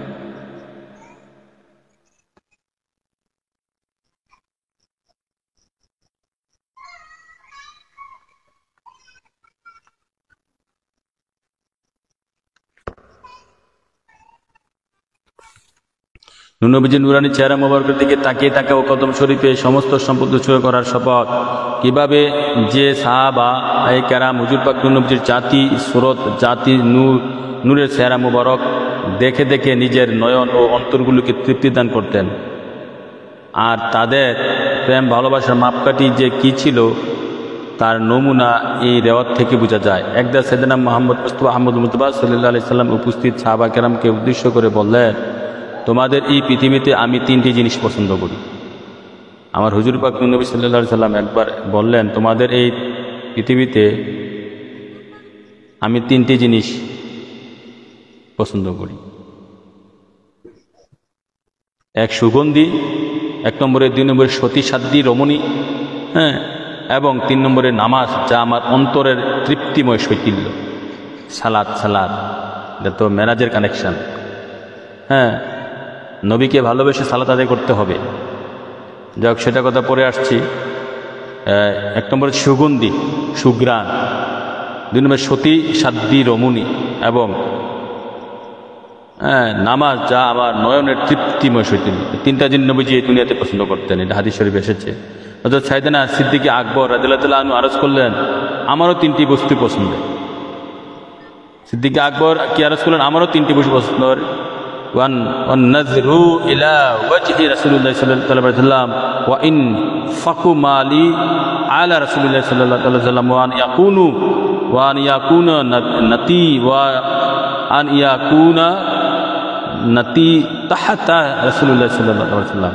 আবু বকর সিদ্দিক কি বলতেছে দেখেন, এক, আল্লাহ রসুলের প্রতি নূরের চেহারার প্রতি দৃষ্টি নিবন্ধ রাখা। দুই, আল্লাহ দেওয়া সম্পদ নূর নবীজির কদম পাকে উৎসর্গ করা। তিন, আমার কন্যা আল্লাহ রসুলের সহধর্মিণী হওয়া। দেখছেন, আমার নবী পাক সাল্লাল্লাহু আলাইহি সাল্লামের তিনটা জিনিস এই পৃথিবীতে পছন্দ। নবীজি কি বলছে, সাহাবা কেরামকে উদ্দেশ্য করে বললেন, হে আমার সাহাবা কেরাম, তোমাদের এই পৃথিবীতে আমি তিনটি জিনিস পছন্দ করি। এক, সুগন্ধি। নবীজি সুগন্ধি মানি যে শুধু আতর, তা না। আতর ছাড়া প্রচুর সুগন্ধি আছে, ফুলের ঘ্রাণ, বাচ্চাদের ঘ্রাণ, বাচ্চাদের শরীরের ঘ্রাণ, এটা ব্যস্তি ঘ্রাণ, রাহান। হ্যাঁ, তারপরে সুগন্ধি এক নম্বর পছন্দ করতো সুগন্ধি। দুই নম্বর সতী সাধ্বী রমণী। সতী সাধ্বী মানে ইমানদার সতী নারীগণ নবী পছন্দ করতেন। তিন নম্বরে হচ্ছে নামাজ, সালাত, নবীজি পছন্দ এই পৃথিবী তিনটা জিনিস। আবু বকর সিদ্দিকের তিনটা জিনিস পছন্দ। আবু বকর সিদ্দিকের তিনটা জিনিস পছন্দ কি? এক নম্বরে আল্লাহ রসুলের জাতি নূরের চেহারার প্রতি দৃষ্টি নিবদ্ধ রাখা। আল্লাহু আকবার। দেখেন, তাহলে আমাদের অনুসরণ করতে হবে আবু বকর সিদ্দিককে। আবু বকর সিদ্দিককে অনুসরণ করলে নবী প্রেমিক হওয়া যাবে, নবী অনুসারী হওয়া যাবে।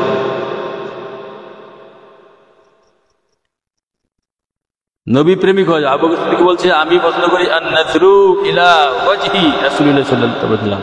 আমি পছন্দ করি আল্লাহর জাতি নূর, আল্লাহর দুস্থ হাবিব নূরে খোদা, নূরে মুজাসসাম, আকিমাল্লাহ তাজানি মদিনা সাইয়েদনা মুহাম্মদ মুস্তাফা আহমদ মুস্তাফা সাল্লাল্লাহু আলাইহি ওয়াসাল্লামের নূরানি চেহারা মুবারকের দিকে তাকিয়ে থাকা হচ্ছে আবু বকর সিদ্দিকের পছন্দ। আল্লাহু আকবার। এক নম্বর। দুই নম্বরে আবু বকর সিদ্দিক পছন্দ হচ্ছে আল্লাহর দেওয়া সম্পত্তি নূর নবীজির কদমে পাকে উৎসর্গ করা। আল্লাহু আকবার। আমরা তাই করতে হবে। নূর নবীজিকে দেখার আগ্রহ, হ্যাঁ, নবীজির চেহারা মুবারক দেখার আগ্রহ। যদি নবীর থানাফি রসুলের মাখন অর্জন করতে পারেন, যদি সত্যিকারের নবী প্রেমিক হইতে পারেন, নবী যদি একাধিকবার আপনাকে দেখা দেয় জাতি স্রোতে, ওই চেহারা মুবারক ধ্যান করে নবীকে দেখার, বারবার তৃপ্তি নেওয়া, শান্তি তৃপ্তি, সেটা তো বড় কঠিন কাজ, মহাসাধকের কাজ, ওলি আল্লাহ গাউস কুতুবের কাজ, সাধারণ ওলি নয়। সাধারণ ওলিরা নবীকে স্বপ্নে 2-4 বার দেখে, কেউ একবার দেখে শেষ, কেউ দেখে। কিন্তু নবী পাক সাল্লাল্লাহু আলাইহি সাল্লামকে বারবার দেখা এবং নবীর প্রেমে রঙের সার্টিফিকেট পাওয়া, হানাফি রসুলের সার্টিফিকেট পাওয়া তো সবচেয়ে বড় কঠিন কাজ।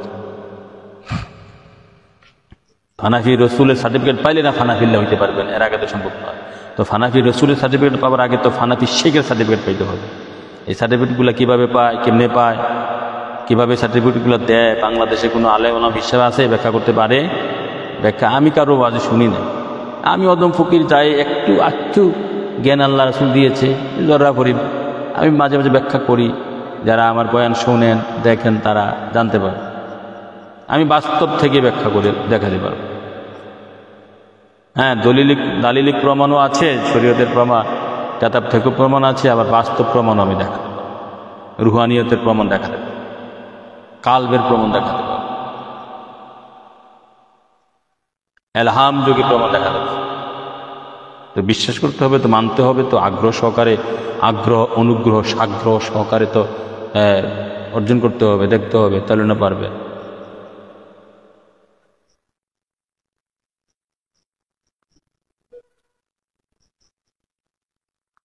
তাহলে আবু বকর সিদ্দিকের দ্বিতীয় পছন্দ হচ্ছে আল্লাহর দেওয়া সম্পত্তি নূর নবীজির কদমে পাকে উৎসর্গ করা হচ্ছে আবু বকর সিদ্দিকের দ্বিতীয় পছন্দ কাজ। তাহলে আমাদের এই 1500 বছর আগ থেকে কিয়ামত পর্যন্ত যত ইমানদার মুমিন মুমিনাত থাকবে তাদের সকলের পছন্দ হইতে হবে আমার নবী পাক সাল্লাল্লাহু আলাইহি সাল্লামের কদম শরীফে সম্পদ উৎসর্গ করা, ব্যয় করা। যদি মিলাদুন নবীতে, মিলাদ শরীফে, দুরূদ শরীফে নবীর শানে কিতাব কিনা পড়েন, নবীকে জানেন, জানলার কাছে যান, যারা জানে তাদের কাছে যান।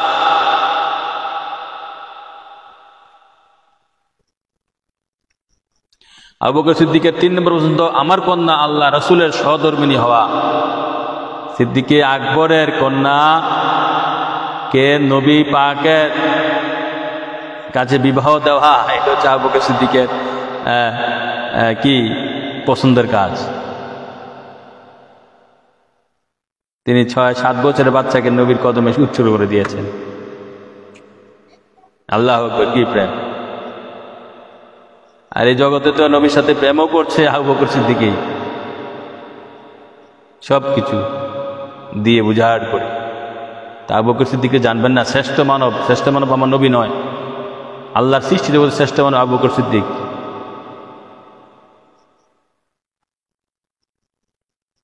ওকেই খুঁজলে পাবেন, গুরু গবেষণা করলে পাবেন নবীর সাথে কিভাবে প্রেম করেছে। আনাওয়া মালি ইল্লা লাকা ইয়া রাসূলুল্লাহ, আবু বকর সিদ্দিকের শ্রেষ্ঠ বাণী, সমস্ত বাণীর চেয়ে শ্রেষ্ঠ বাণী আমার কাছে মনে হয় এটা। আনাওয়া মালি ইল্লা লাকা ইয়া রাসূলুল্লাহ, প্রতিটা মুমিনের এই বাণী হওয়া উচিত, এটা বাস্তবায়ন করা উচিত। আনাওয়া মালি ইল্লা লাকা ইয়া রাসূলুল্লাহ। আবু বকর সিদ্দিক বলতেছে, হ্যাঁ,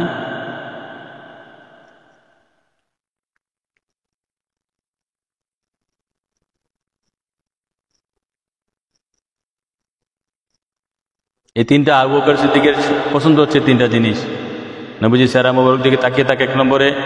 2 নম্বরে হচ্ছে আল্লাহর দেওয়া সম্পদ নবীজির কদম শরীফে খরচ করা, উৎসর্গ করা। 3 নম্বরে নিজের কন্যাকে নবীর সাথে বিবাহ দেওয়া, নবীর কদম উৎসর্গ করে দেওয়া। কোনো ব্যক্তি যখন সর্বান্তকরণে স্বীয় প্রতিপালকের কাছে কোনো নেক বাসনা প্রকাশ করে, তবে অবশ্যই মহান আল্লাহ নিজের কুদরতের শান অনুযায়ী সে বাসনা পূর্ণ করেন। এই নিয়মের আওতায় আল্লাহ পাক সিদ্দিক আকবর তিনটি বাসনা প্রত্যেকটি পূর্ণ করেন। তার সাহেবজাদি হযরত আয়েশা সিদ্দিকাকে হুজুর পাক নবীজির বিবাহ বন্ধনে কবুল করে নেন। কি সফরে, কি অবস্থানে হুজুর পাক নবীজির একান্ত সান্নিধ্যে পেয়েছেন আবু বকর সিদ্দিক, কি সফরে কি অবস্থানে হুজুর পাক নবীজির একান্ত সান্নিধ্য পেয়েছেন হযরত আবু বকর সিদ্দিক। এমনকি সোহর গুহায় একাকিত্ব রাসূল পাকের সাহচর্য দর্শন লাভ হয় একমাত্র আবু বকর সিদ্দিকেরই। আর রওজা শরীফও আউসিলু হাবিবা ইলা হাবিবি, আউসিলু প্রেমাস্পদকে প্রেমাস্পদের সাথে মিলিয়ে দাও। আরেকটা কথা মনে পড়েছে, আপনারা সকলে জানেন কিনা, এই এখানে এসেছে, হ্যাঁ, আসিলুল হাবিবি ইলাল হাবিবি, প্রেমাস্পদকে প্রেমাস্পদের সাথে মিলিয়ে দাও। অনুরূপভাবে আবু বকর সিদ্দিক মুক্ত হস্তের সত্য উৎসর্গীকরণ অতিশয় প্রশংসা সহকারে গৃহীত হয়েছে। হুজুর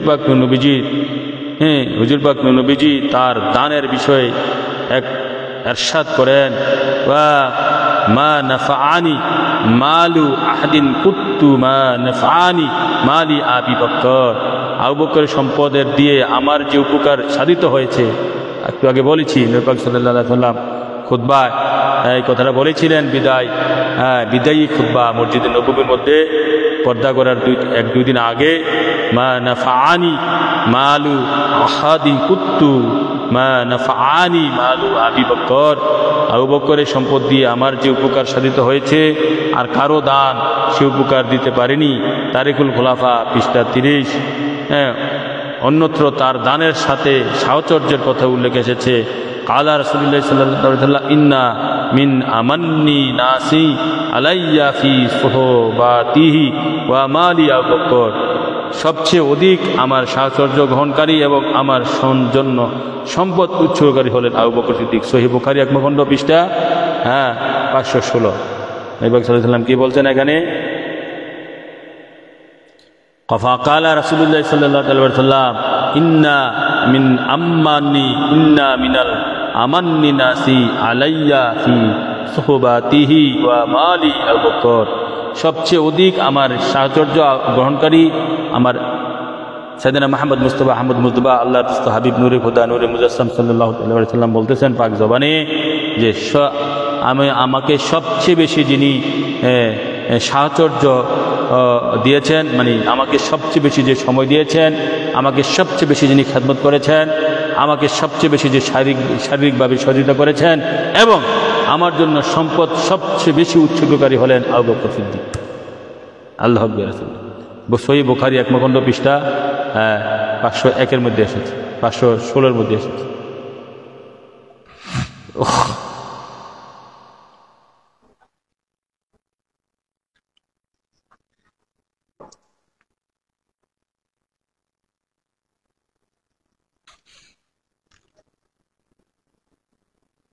তাহলে যে কথাটা বলছিলাম, আবু বকর সিদ্দিক নবীজির সাহাবী, নবীজির আশেক, নবীজির গোলাম, নবীজির মুয়া আশেক। হ্যাঁ, তারপরে মুয়া আশেক নবীজির। তো আবু বকর সিদ্দিক দেখেন, আমি তো বলবো আলমে লাহুত জাবরুত নবীজির সঙ্গী ছিলেন আবু বকর সিদ্দিক। আবু বকর সিদ্দিক এ দুনিয়ায় সব জায়গায় নবীজির সঙ্গী ছিলেন আবু বকর সিদ্দিক। কেন? আশেক মাসুকের অনুসারী হয়ে থাকে, আশেক মাসুকের সঙ্গী হয়ে থাকে। হ্যাঁ, তারপরে মেরাজ শরীফও বলা যায়। হ্যাঁ, আবু বকর সিদ্দিকের কণ্ঠ শুনেছে নবীজি। আহা, মেরাজ শরীফ আবু বকর সিদ্দিক নবীজির সাথী। হ্যাঁ, জিব্রাইল যেখানে যেতে পারে নাই, আবু বকর সিদ্দিকের কণ্ঠ শুনতেছে নবীজি। হ্যাঁ, আরশ মহল্লায়। আল্লাহু আকবার। লামাকান আবু বকর সিদ্দিক নবীজির সাথী, নবীজির প্রেমিক, মহাপ্রেমিক। তারপরে দেখেন যে কথাটা বলে আমরা শেষ করবো, আবু বকর সিদ্দিক নবীজির সব জায়গায় হিজরতে নবীজির সাথী, মক্কাতে নবীজির সাথী, মদিনা শরীফে নবীজির সাথী। হ্যাঁ, এবং আবু বকর সিদ্দিক ইন্তেকালের পরেও নবীজি পর্দা করলেন। আবু বকর সিদ্দিক 2 বছর, 2 বছর অথবা 2.5 বছর ক্ষমতায় ছিলেন। নবীর প্রেমে বিরহ হয়ে তিনি ইন্তেকাল করেছেন, সেটা আমরা প্রমাণ দিয়েছি। আবু বকর সিদ্দিককে বলা হলো, আবু বকর সিদ্দিক আপনি ইন্তেকাল করলে আপনার লাশ কোথায় আমরা দাফন করব? আবু বকর সিদ্দিক বললেন, হে আমার ভাই বেরাদর, আয় আমার দিনী ভাইয়েরা, আমি মরার পর, ইন্তেকাল করার পর তোমরা আমার লাশটা নিয়া কাফন দাফন করাইয়া, আমার লাশটা কাফন পড়াইয়া জানাজা দিয়া তোমরা আমার লাশটা আমার আকা, আমার জান, আমার জানেরও জান। আবু বকর সিদ্দিক বলতেছে, আমার মালেরও মাল, আমার সমস্ত কিছুর মূল। হ্যাঁ, আল্লাহর দুস্ত হাবিব নূরে খোদা নূরে মুজাসসাম আফতা মাওলানা তাজরে মদিনা সাইয়েদনা মুহাম্মদ মুস্তাফা আহমদ মুস্তাফা সাল্লাল্লাহু আলাইহি ওয়াসাল্লামের রওজা মুবারকে নিয়ে যাবা। আবু বকর সিদ্দিক বলতেছে রওজা মুবারকে নিয়ে যাবা, নেওয়ার পর নবীকে আগে সালাম দিবা,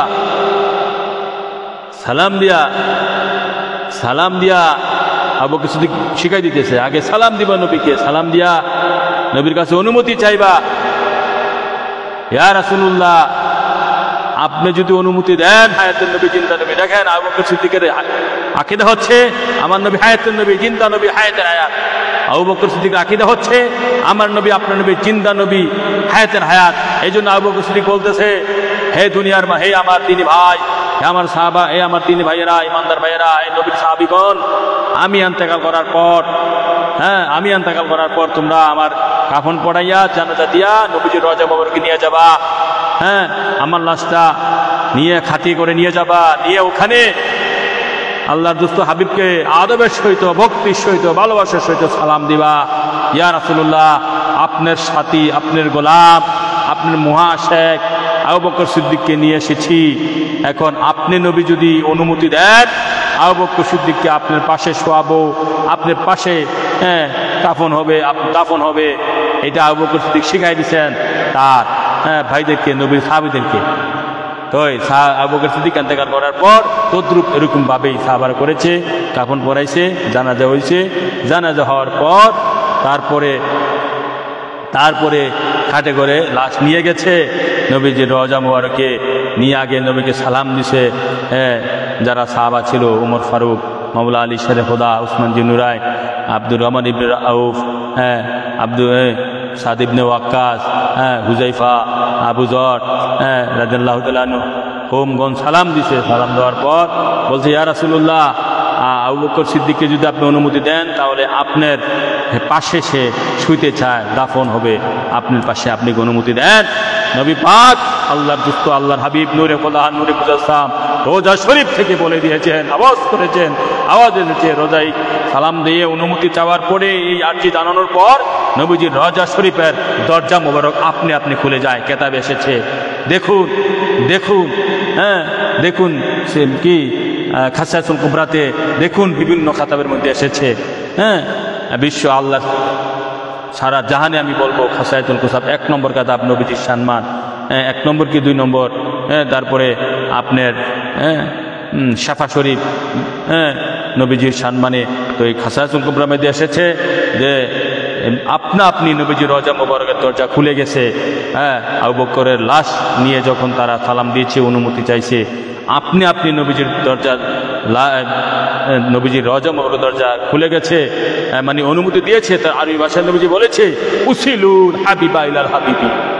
এই রাওয়াত আরও আছে, আবার ওটা বড় আকারে, আমি এখানে ছোট আকারে আমার কাছে উপস্থাপন করেছি, বড় আকারে আপনারা ইয়াতে পাবেন খাসায়াতুল কুবরাতে।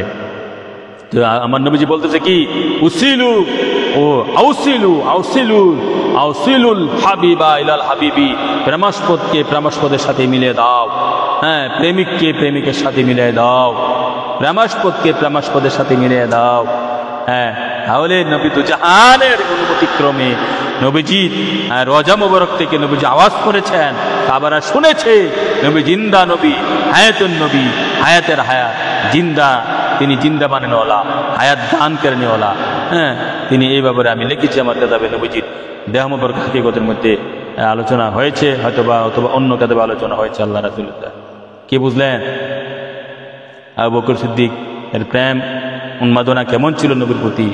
নবীজি রওজা মুবারক থেকে আওয়াজ করেছে, বলেছে আউসিলুল হাবিবা ইলাল হাবিবি, হাবিবা ইলাল হাবিবি, প্রেমাস্পদকে প্রেমাস্পদের সাথে মিলিয়ে দাও।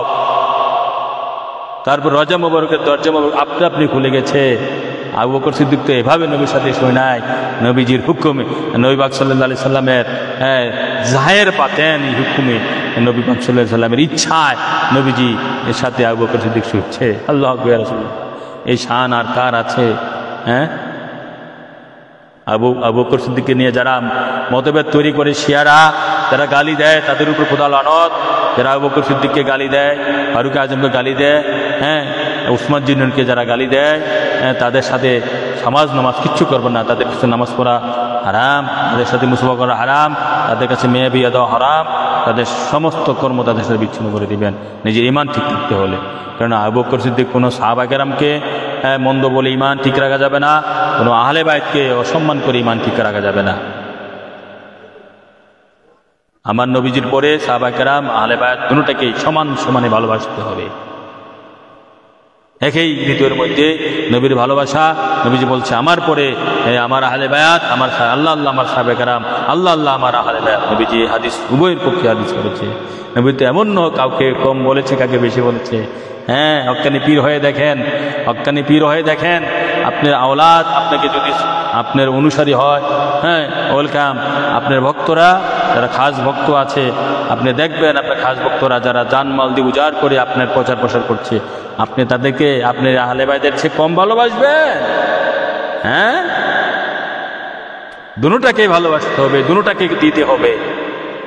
যদি আপনার আপনার আহলে বায়াত হক্কানি পীরের আহলে বায়াত যদি তার অধীনে থাকে, তার জন্য জান প্রাণ সব কিছু দেয়, তাহলে অবশ্যই আপনি আহলে বায়াতকে দিয়ে যাবেন, তাদেরকে শরীয়ত তরিকত তাকিদ মারফত বেলায়েত সবেই অংশীদার করে যাবেন। অংশীদার বলতে আপনি দোয়া করে যাবেন, দিয়ে যাবেন, দোয়া করবেন, দোয়া করে দেওয়া। তারপরে আপনার ভক্তবিন্দু যারা খাস ভক্ত আপনার জন্য উজাড় করে ভালোবেসেছে, জানমান কুরবান করেছে, তাদেরকেও আপনি আহলে বায়তের মতো করে দিয়ে যেতে হবে। সেটি হচ্ছে খাঁটি পীরের নমুনা। আমার নবী তো কাউকে দিতে তিনি নবীজি বলতেছে, হ্যাঁ আল্লাহু তুই ইন্না মানা কাসিমুন, আমার আল্লাহ সব নবীকে দিয়েছেন, নবী বন্টন করেছেন। নবী যেভাবে আহলে বায়তকে দিয়েছেন, হ্যাঁ তেমনি ভাবে সাহাবা কেরামকে দিয়েছেন। এটা মনে রাখতে হবে। এই জন্য নবীজির পরে নবীর ভালোবাসা, একই অন্তরে নবীর ভালোবাসার পরে আহলে বায়তের ভালোবাসা, সাহাবা কেরামের ভালোবাসা মজুদ থাকতে হবে। তাহলে আপনি খাঁটি ইমানদারের কাতারে যাইতে পারবেন। তাহলে আমাদের আজকে আলোচনা বিষয় ছিল হযরত আবু বকর সিদ্দিক আকবর, আবু বকর সিদ্দিকের প্রেম ভালোবাসা কেমন ছিল নবীর প্রতি, সেটা আমরা সংক্ষেপে কয়েকটা দৃষ্টিতে কয়েকটা উদাহরণ দিয়ে কিভাবে তিনি জান ও মালের চেয়ে বেশি ভালোবেসেছেন সেটা আমরা এখানে তুলে ধরেছি। সেটা আমরা এখানে তুলে ধরার চেষ্টা করেছি। আলোচনা লাইভটা কি আপনার ডিস্টার্ব হয়েছে কিনা? কেউ তো কিছু ডিস্টার্ব হলে তো কথাও বলে না, ডিস্টার্ব হলে তো একটু কমেন্ট করতে হয় যে ডিস্টার্ব হচ্ছে, লাইভ দেখা যাচ্ছে না, সেটা তো বলতে হয়, বলেন না। যাক, প্রায় 1.5 ঘন্টার কাছাকাছি হয়ে গেছে, 1 ঘন্টা 20 মিনিটের মতন হয়ে গেছে। আমরা আর পারছি না, আমাদের আলোচনা এখানে শেষ করছি। ওই একটা কিতাব প্রায় শেষের পথে লেখা, একটা লিখিত কিতাব প্রায় শেষের পথে। তো আমরা সেই ঈদের আগে আরও 2-4টা লাভ করার চেষ্টা করব। হ্যাঁ, তো আল্লাহ রাসূল আজকে যে আলোচনা করেছি, হ্যাঁ আলোচনাটা বারবার শোনা অত্যন্ত গুরুত্বপূর্ণ। নবীর প্রেম কীভাবে শিখবেন? আবু বকর সিদ্দিকের কাছ থেকে, হ্যাঁ ফারুক আজমের কাছ থেকে, মাওলা আলী শেরেকুদার কাছ থেকে, উসমান জিন্নুরের কাছ থেকে। তবে নবী প্রেমের অন্যতম কারিগর হচ্ছে, প্রেম শিক্ষার অন্যতম কারিগর, আদব শিক্ষার অন্যতম কারিগর হচ্ছে সাইয়েদনা আবু বকর সিদ্দিক।